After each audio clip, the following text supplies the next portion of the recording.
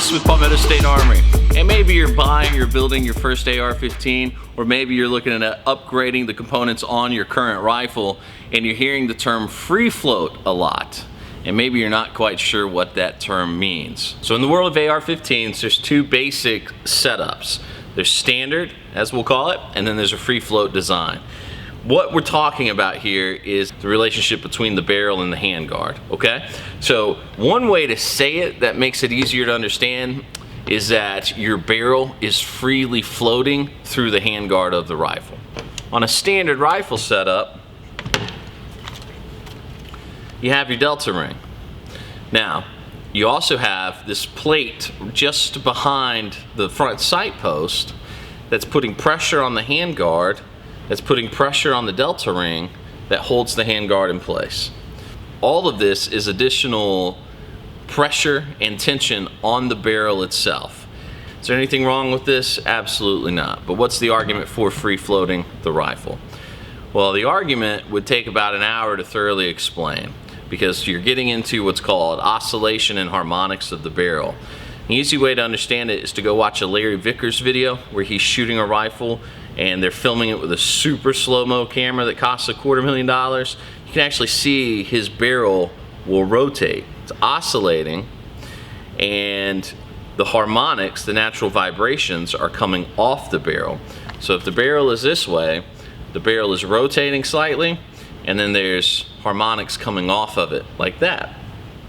So the more we allow the barrel to just naturally do what it needs to do, the barrel is designed to be extremely accurate. So if you can just allow it to do what it needs to do, it's going to be as accurate as it can be, as accurate as the shooters, they like to say. So by removing that delta ring, by removing the plate at the front, by removing that front sight post, you can then free float your rifle.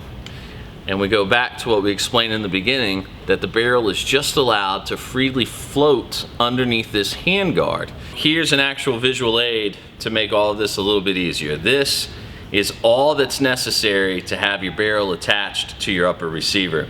What we have is the receiver, we have a barrel nut threaded in place, and then the barrel itself. And essentially right here, that's it. Your barrel could be done. We would add a gas block here to make the rifle actually function. But the point for this video on free float is that this is all that's necessary to hold your barrel in place.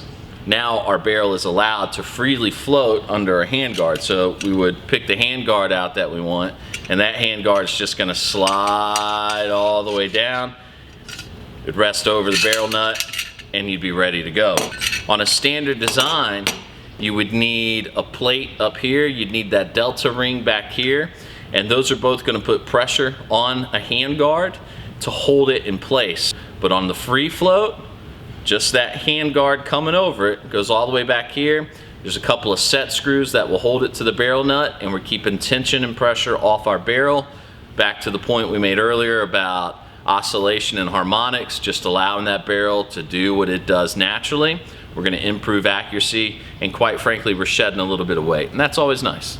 For more tips and tricks, including how to shop for your first handgun or how to shop for the right AK, find more videos at palmettostatearmory.com.